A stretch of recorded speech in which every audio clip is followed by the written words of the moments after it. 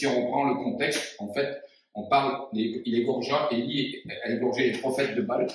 Donc, qu'est-ce qui se passait à cette époque?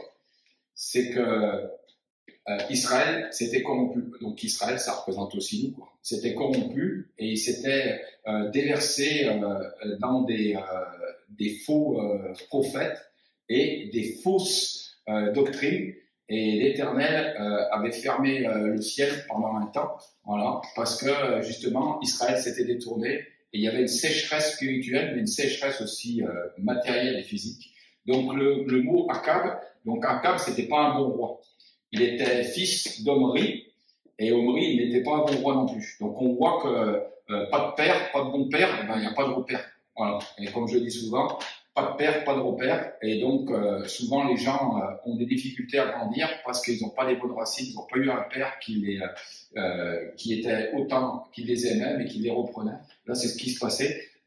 Omri, le père d'Akab, a déversé Akab dans des fausses choses et ils ont adoré des faux dieux. Et donc, du coup, c'est ce qui a influencé Akab à se marier avec une femme qui s'appelait Jézabel. Et donc, Akab imita tout ce que son père avait fait, mais malheureusement, en plus de ça, il a été attiré par une femme qui avait peut-être, comme on dit, une taille de guêpe, mais je pense que c'était plutôt le contraire, c'était une guêpe de taille.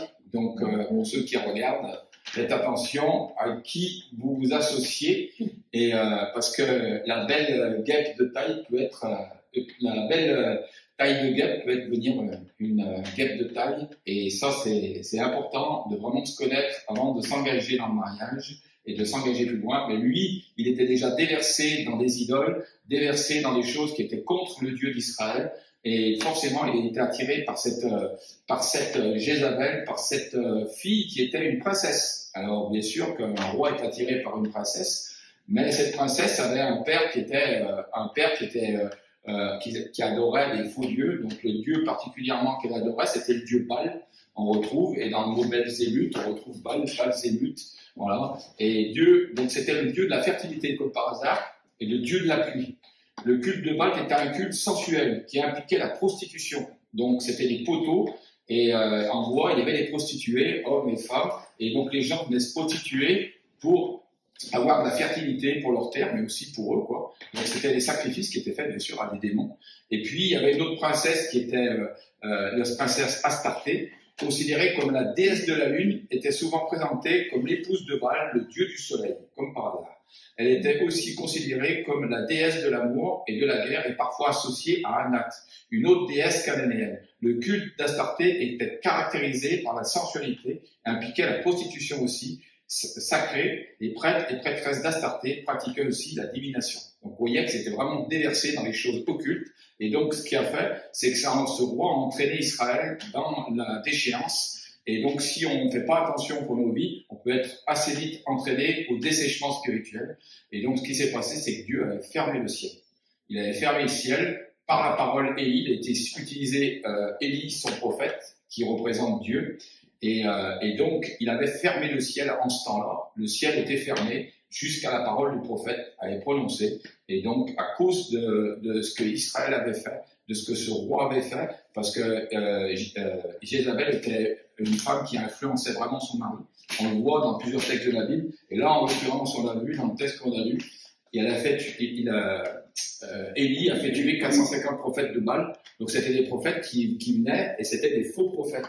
Donc, ils annonçaient des mauvaises choses pour Israël, et Israël l'écoutait, ils influençaient, il avait une influence sur Israël. Et donc, Akab s'est laissé encore attirer par cette femme. Et en plus de ça, c'est que on revoit cette histoire, vous la relirez, où Élie dit « Amenez-moi vos prophètes, et si la pluie tombe, c'est que vos prophètes seront Dieu. Et si le Dieu d'Israël, le seul Dieu qui a, si la pluie tombe, c'est que le Dieu d'Israël sera Dieu. » Et on voit Élie se moquer des prophètes de Baal. Ils viennent, ils mettent tout un tas de cérémoniels, ils se coupent, ils versent leur sang, ils font tout un tas de choses. Il dit bon, maintenant c'est fini de jouer et tout. Vos prophètes, ils n'ont rien fait du tout. Vos dieu, il n'est pas un dieu, ils n'ont rien fait. Il dit amenez-moi de l'eau, versez de l'eau sur les offrandes et tout. Et d'un coup, le feu descend du ciel par la parole d'Élie. Et donc, faisons attention à nos paroles. à ce que nous disons, parce que si nous voulons que nos paroles soient puissantes, donc que l'ennemi n'utilise pas nos paroles pour critiquer ou pour faire des choses mauvaises, mais que nos paroles soient utilisées par la voix de Dieu, pour annoncer de bonnes choses. Et donc, Élie a dit que le feu descende, et le feu est descendu à la parole d'Élie. Donc, la puissance de Dieu est descendue. Et là, à ce moment-là, ils ont tué tous les faux prophètes. Les 450 prophètes ont été égorgés. On l'a vu dans le texte.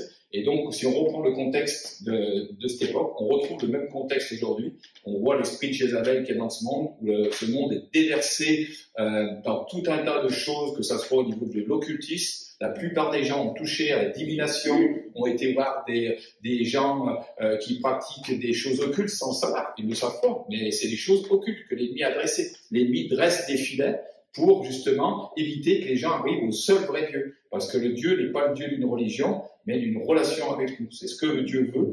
Et donc, là, Israël avait coupé la relation avec son Dieu, et ils adoraient des fausses choses. Il y avait un mélange, en fait. Ils adoraient un peu Dieu, mais ils adoraient surtout aussi avec ces pratiques occultes. Ils étaient entraînés dans l'apostasie. Et donc, on revoit nos sociétés d'aujourd'hui, on voit la même chose, où il y a l'apostasie, où on voit que la société est versée dans l'occultisme.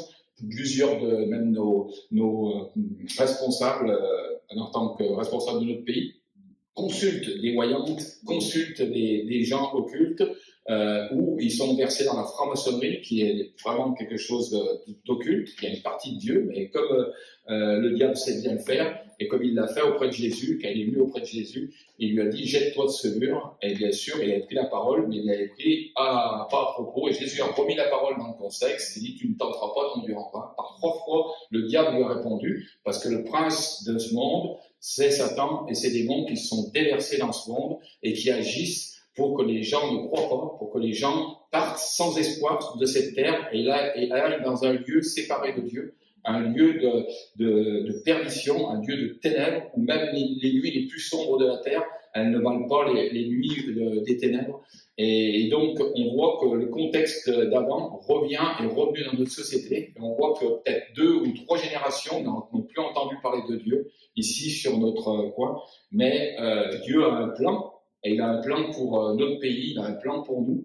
Voilà. Et c'est ce qui nous donne cet espoir. Et donc de ne pas baisser les bras et de ne pas se laisser influencer par cet esprit de Jézabel, cet esprit qui a un esprit de serpent, qui essaye de séduire les gens par tout un tas de fausses doctrines, de fausses religions. Et les gens, on voit que maintenant, ils ont besoin, c'est la société du tout de suite. On met une pièce et on prend la bouteille, c'est des distributeurs, et ils veulent, mais Dieu n'est pas comme ça. Et donc, qu'est-ce qui se passe? C'est que dans notre société, aujourd'hui, les gens, ils veulent obtenir quelque chose. Donc, quand ils veulent avoir une réponse sur leur futur, parce qu'ils ont peur, ils sont dans l'angoisse, et je les comprends. Quand tu n'as pas Dieu, tu as peur, tu es dans l'angoisse, tu ne sais pas où tu vas aller après la mort. Et ben, ils vont se confier vers des voyantes qui leur prennent de l'argent, alors que le don de Dieu est gratuit. Ils ne se confient pas devant le vrai Dieu. Et Dieu est triste et veut ramener son peuple à lui, veut ramener tous ceux qui ont le désir de venir à Jésus-Christ. Et si tu entends cette parole aujourd'hui, elle est pour toi. Et si tu as touché aux choses occultes, cet esprit de Jézabel qui a pu rentrer en toi et qui contrôle ta vie, maintenant, je brise cet esprit de Jézabel sur ta vie, que l'esprit de ce monde, Seigneur, soit brisé maintenant au nom de Jésus et que tu puisses donner ta vie à Jésus, t'approcher de lui parce que c'est le seul sauveur, n'est pas le Dieu d'une religion, d'une tradition d'homme, ni d'une philosophie, mais c'est un Dieu puissant, un Dieu véritable et vrai. Et ce Dieu peut tout changer. Et bien sûr que tu n'auras peut-être pas forcément tes réponses tout de suite, mais ça sera comme les faux prophètes de Baal l'ont fait, ont prophétisé sur Israël en disant des choses fausses. Et quand Dieu te dit, il te donne une parole, c'est une parole qui est vraie et qui est sûre. Il y aura certainement des difficultés, mais avec Dieu, tu sois sûr d'être sur le bon chemin, le chemin où tu seras sauvé, où tu auras l'assurance du salut et une paix que le monde ne peut pas te donner. Donc tous ceux qui ont pratiqué ces choses, c'est tout un tas de filets que l'ennemi a posé sur la France, a posé autour de nous, pour que les gens soient stoppés par ces filets, que ce soit la religion, que ce soit des philosophies. Maintenant, on voit bien de ce qui est bouddhiste, des choses comme ça, où il n'y a même plus la notion du péché. Le péché n'existe plus. Donc forcément, pour être sauvé, on enlève le péché, on enlève tout ce qui dérange. et on fait une petite sauce, et les gens souvent prennent un peu à droite, à gauche, ah ben tiens, je vais aller voir ma voyante, ah ben tiens, j'ai un problème, ah ben je vais aller voir le guérisseur, en sachant que quand vous allez voir un guérisseur, quand il vous impose des mains, les gens souvent, j'ai discuté avec des gens, peut-être 2 ans ou 3 ans après, ah ben tiens, j'ai fait une dépression, je sais pas d'où ça vient. C'est ce que vous avez fait rentrer un lien dans vos vies, et ce qui vous a amené à être contrôlé. Comme l'esprit de Jézabel contrôlait Akab et elle contrôlait Israël. Elle avait un pouvoir sur son mari et elle avait un pouvoir sur Israël. Donc ne nous laissons pas contrôler par les esprits de ce monde, mais dominons ce monde, comme Dieu l'a dit, dominerait sur ce monde. Voilà, donc les gens, comme ils s'aiment eux-mêmes, et on vient dans une société plus en plus individualiste, donc ils se tournent vers des faux dieux, des dieux d'apparence, des dieux qui ne remplissent pas leur cœur, et donc en se tournant vers eux, ils sont détournés de la vérité de Jésus-Christ. Parce que souvent, quand les gens entendent parler de Dieu, ils croient que c'est une religion, ils voient tout de suite une église, mais l'église c'est nous. Et donc, on peut très bien être relié à Dieu au travers directement de Jésus-Christ, sans intermédiaire, parce que Dieu le dit, il n'y a pas d'intermédiaire entre Dieu et les hommes qui a été fait, sauf Jésus-Christ fait homme. Donc, si ce soir tu regardes cette vidéo, Dieu a donné à chacun comme une clé de contact. Et vous savez, des fois, il y a des jeux, on reçoit une clé, il faut aller l'essayer dans la voiture. Et ben, c'est un peu comme ça. Je pense que Dieu, il nous a donné chacun une clé, et c'est à nous de la mettre. Et les gens ont jeté la clé, et on dit, ben non.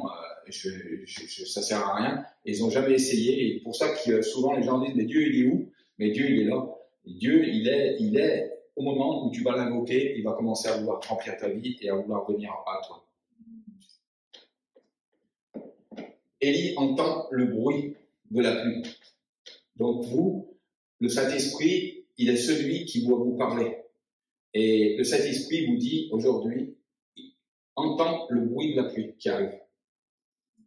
Tu vois rien, tu regardes le ciel, il est bleu, il fait sec. Pendant plusieurs années, il n'y a rien eu. C'est la sécheresse en France. On voit que c'est difficile. Mais entends le bruit de la pluie arrive. La pluie arrive. Et ça, c'est le Saint-Esprit qui est en train de te parler ce soir et qui te dit cet après-midi, la pluie arrive. Entends, écoute le bruit de la pluie. Mais écoute-le pas avec tes yeux naturels, mais avec ton oreille spirituelle. Celle où on entend et Élie dit, monte au sommet du Carmel. Et le Carmel, ça veut dire jardin de délices. Donc c'est l'endroit où on monte. Donc pour pouvoir entendre le bruit de la pluie, eh bien, il faut se détacher de ce monde. Il faut sortir de ces faux prophètes, de ce brouhaha de la ville, de ce monde, et il faut monter au mont Carmel. Et il est dit que Élie, qu'est-ce qu'il a fait? Il a mis ses mains entre ses genoux et ses pieds, et il a invoqué l'Éternel, son Dieu. Il connaissait son Dieu, et en fait, c'est se replier sur soi-même, c'est s'isoler et s'enfermer avec Dieu. Et souvent, on a besoin de s'enfermer avec Dieu et d'être dans la louange, dans l'adoration, pour que Dieu nous parle et qu'il nous dirige et qu'il nous dise ce qu'on doit faire. Voilà, donc entends la pluie. Entends la pluie. Élie, il a entendu la pluie, il a dit, il y a la pluie qui arrive. Moi, je sais qu'il y a la pluie qui arrive. Donc Élie représente Dieu. Dieu te dit, il y a la pluie qui arrive sur ta vie. Il y a la pluie qui arrive sur ton ministère, sur ce que Dieu avait prophétisé sur toi. Tu ne vois rien, c'est sec, mais Dieu dit, entends la pluie avec tes oreilles spirituelles.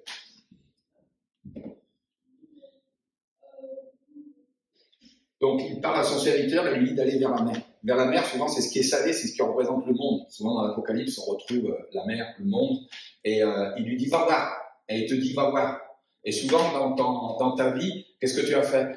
Dieu, tu sens qu'il y a quelque chose qui te pousse, c'est le Saint-Esprit qui te pousse à faire des choses, à faire des œuvres, des bonnes œuvres pour Dieu, et tu vas, et tu viens, et il est revenu vers Élie, il lui a dit, il n'y a rien. Il lui dit, retourne. Et souvent, on retourne, mais on se fatigue dans notre marche, et c'est ce qui se passe. Mais le Saint-Esprit t'a dit, il y a la pluie qui arrive. Il y a la pluie qui arrive. Écoute la pluie. Isole-toi et écoute la voix du Saint-Esprit, il y a la pluie qui arrive. La pluie qui arrive sur ton ministère, et la pluie qui arrive sur ton service.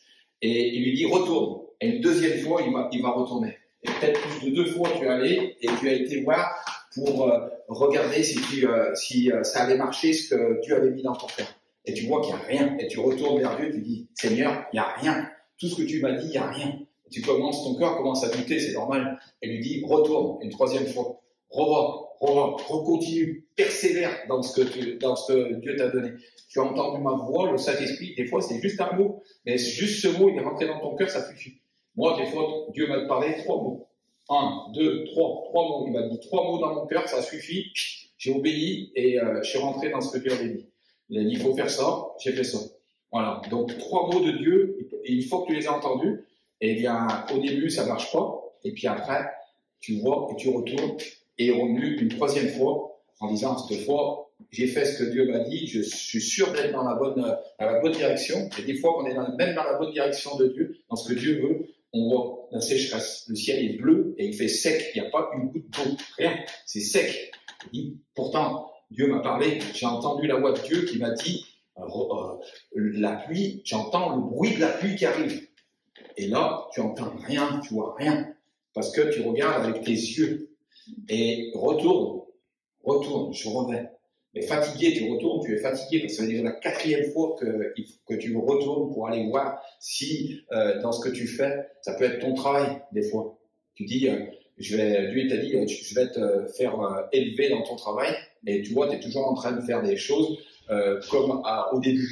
Et tu dis, mais comment ça se fait et tout, et tu retournes, ça fait jour après jour, année après année, et il n'y a rien qui se passe.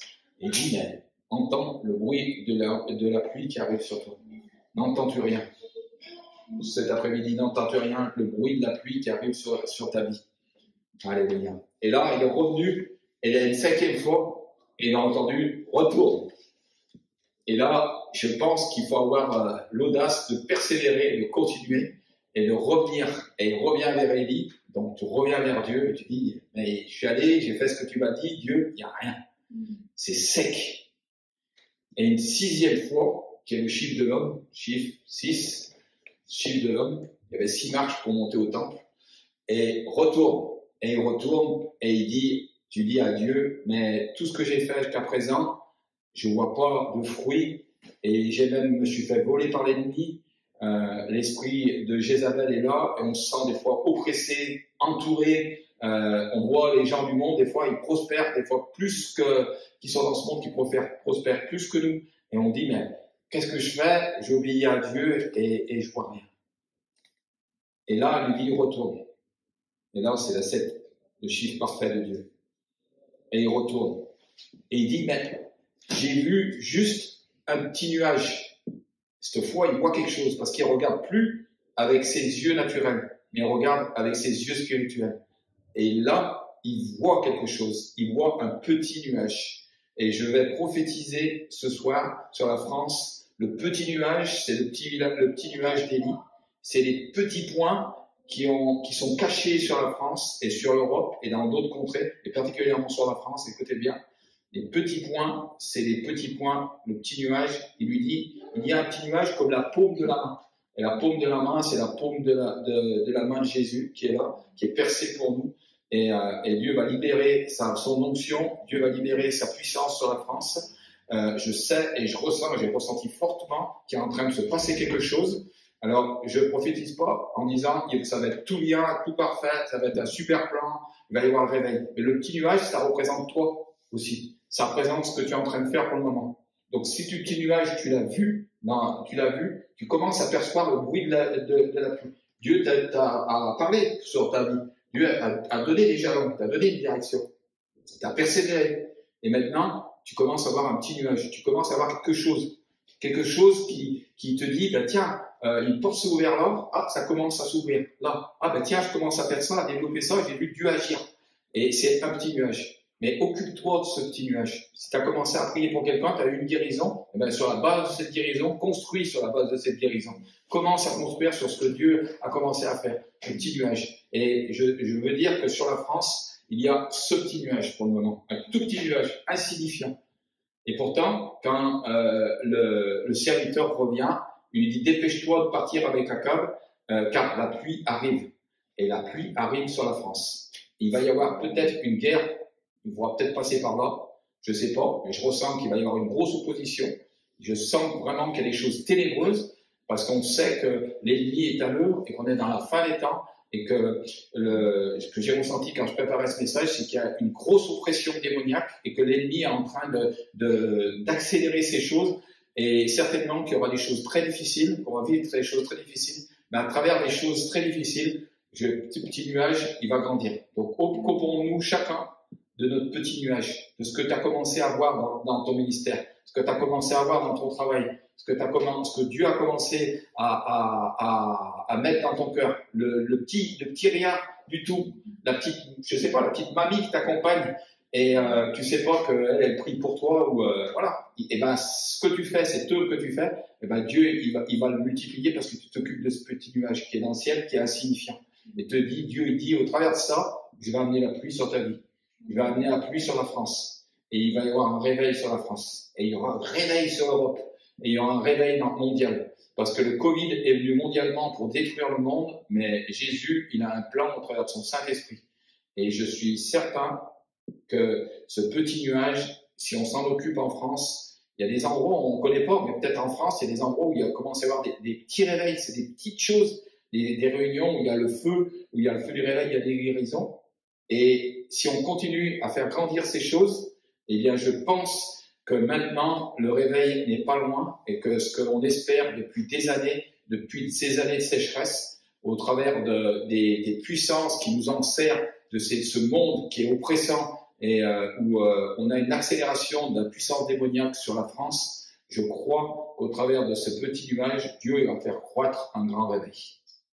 Un petit troupeau pour un grand réveil. Je regardais la télé l'autre jour et j'ai vu qu'il disait ils ont montré certaines méga churches en France, donc commence à se poser des questions, à dire, il disait qu'il y avait 15-20 ans en arrière, ça n'existait presque pas, que maintenant que les gens vraiment nés de nouveau seraient presque 1 ou 2% en France, ce qui est relativement correct, et que je crois qu'à travers le réveil, Dieu va faire grandir les choses. Et cette semaine, je priais dans la voiture et je demandais à Dieu de me montrer quelque chose. Pourquoi ça bloquait, pourquoi les choses bloquaient et tout. Et j'arrive au travail et je passe dans la cour du travail avec mon voiture et je vois un collègue, je lui fais signe et je recule pour lui faire signe, il était avec quelqu'un d'autre. Et le gars me dit « dégage !» comme ça, mais fortement, dégage. Et il se met à me mettre un coup de pied dans la voiture et encore un autre coup de pied dans la voiture. Et je sors de la voiture et je lui dis « ça va pas se passer comme ça. Je vais faire un rapport sur toi, ce que tu as fait, c'est pas normal. » Le gars, il est vite parti et tout, il a pris peur, il est parti.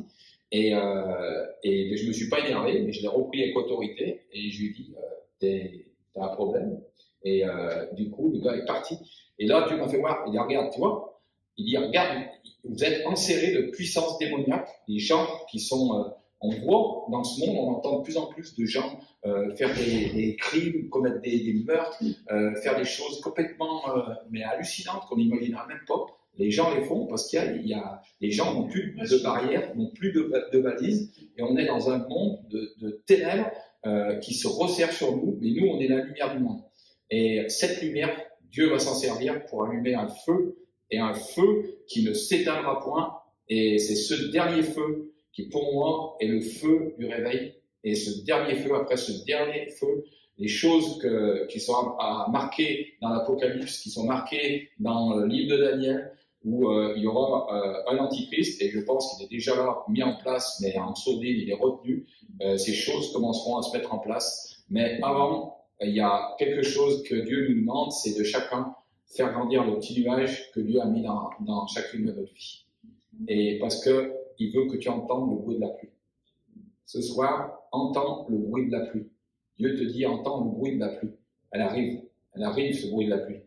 Et ça sent bon quand la pluie elle arrive. Quand elle tombe et que c'est au printemps comme là, on sent la terre, elle est chaude et elle reçoit la pluie. Et on sent une odeur qui se dégage, c'est magnifique. Et ça fait ressortir l'odeur des fleurs, des plantes.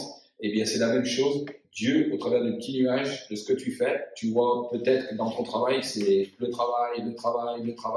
Mais dans ce que tu pioches, il y a un petit nuage. Et ce petit nuage, c'est dans peut-être ton travail, quelqu'un qui va t'aider, un appui ou une ouverture. Et Dieu va te faire voir pourquoi je t'ai amené là. Pourquoi je t'ai fait faire cette formation. Pourquoi tu fais tel travail. c'est pas pour rien. C'est pour que Dieu veut t'utiliser dans des choses qui n'existent pas. Pas des choses qui peut-être qui existent, mais que toi tu vas créer et que seul toi peux faire parce que tu as l'esprit ouvert à ça et Dieu a vu ce que tu es, ce que tu veux faire et utilise ce petit nuage, travaille avec ce petit nuage, travaille avec ces petites lumières que Dieu t'a fait voir et Dieu va le développer. Et si chacun fait ça, eh bien le réveil est pour bientôt. Amen. Amen. Voilà, c'est tout simple. Merci.